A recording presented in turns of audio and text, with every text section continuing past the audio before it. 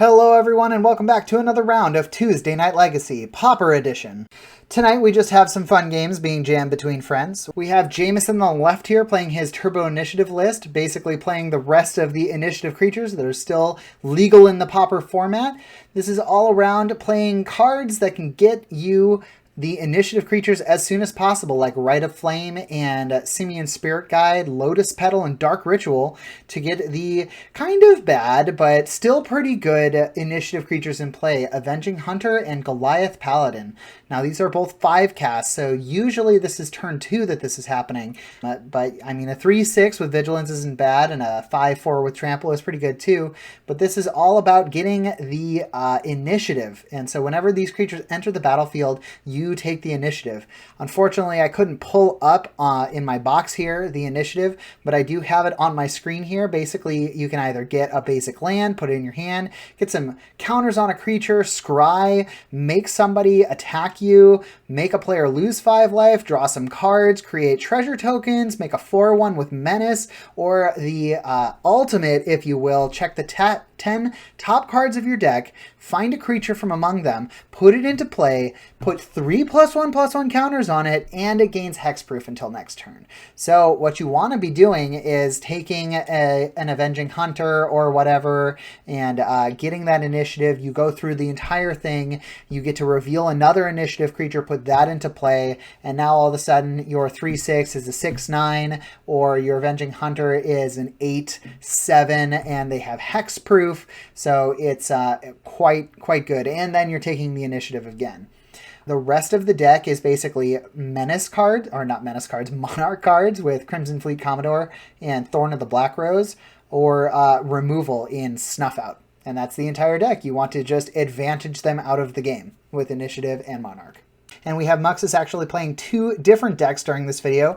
The first one being a Synthesizer Goblins list. It uses Experimental Synthesizer, of course, because it's just a great card, but it also uses Kodoltha Rebirth to be able to sacrifice an artifact, make some goblins, put a bunch of 1-mana creatures into play, like Voldaren Epicure or Monastery Swiftspear, or the Goblin Sweater, the Goblin Sletter, or the Foundry Street Denizen, and then basically finishing off your opponent with the Goblin Bushwhacker, giving all of these little guys +1/+0 and haste until end of turn, turn it sideways and deal a ton of damage, followed up by either a Chain Lightning, Lightning Bolt, or a Goblin Grenade to finish off your opponent if they're still alive after attacks. The other deck that Muxus will be playing is the Boros Synth Gates list that he was playing in his last video, which uses Experimental Synthesizer and things that bounce it, like Glinthawk and Core Skyfisher, in order to get a ton of advantage drawing a bunch of extra cards or getting to play extra lands, and just using the advantage that the Synthesizer and Wellspring can create in order to get all of these weenies in sideways and then burning out your opponent with Lightning Bolt and Galvanic Blast. So enough about the decks, let's get going here. So we see Jameson taking the play here. He has a Divest, I believe, on turn 1. Target player revealing their hand, discarding an artifact or creature card. Taking some card that I can't really tell. Maybe it's a Monastery Swiftspear. So instead, Muxus is going to start with a Foundry Street Denizen whenever a red creature enters the battlefield, getting +1/+0 until end of turn. Seeing the Goblin Sledders coming into play here, getting 3 damage across with the... Oh, no, he's not. He's going to...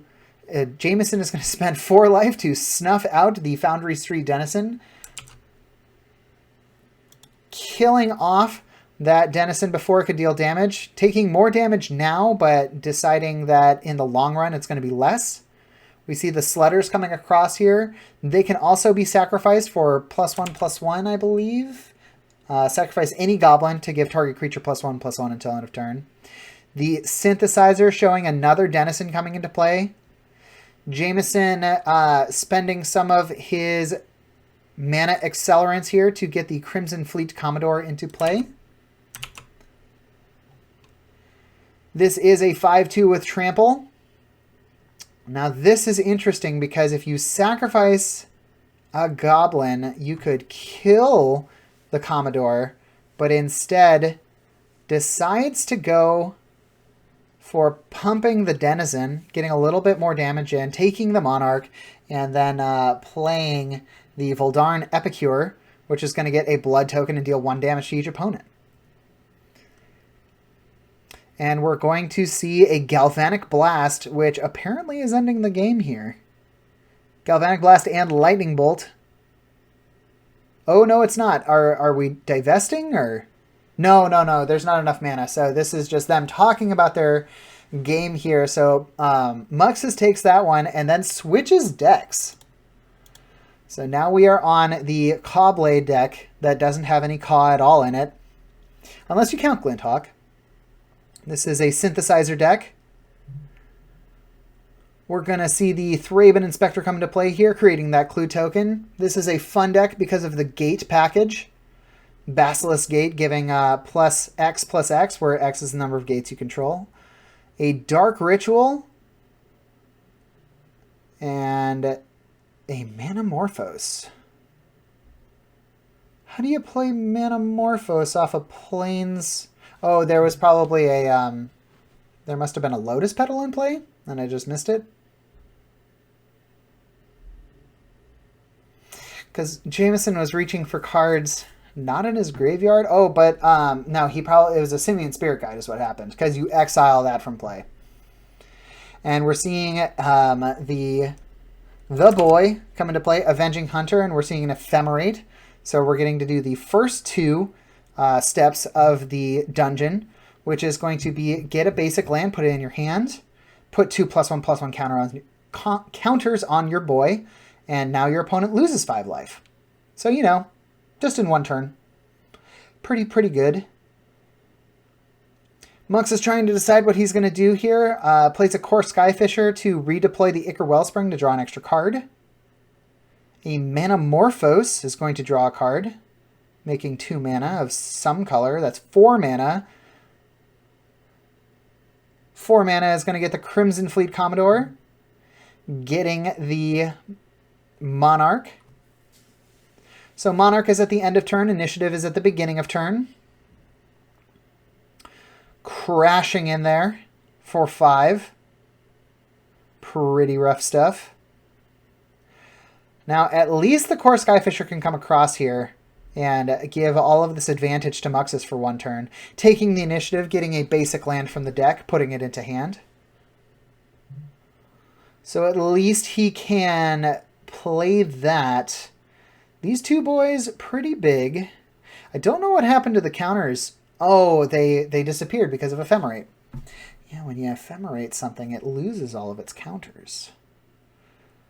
So maybe a Galvanic Blast and a Lightning Bolt here would be fantastic. Another Ichor Wellspring. Still has the Manic for the Galv Blast and Lightning Bolt, if he's got them. A Core Skyfisher bouncing an Ichor Wellspring. Doesn't seem to have that removal. Well, there's at least a Lightning Bolt. Going to take care of the Monarch creature. Only having to deal with this 5/4, which is crashing in here. If double blocks do occur, that's going to soak up not quite enough. 2, 3...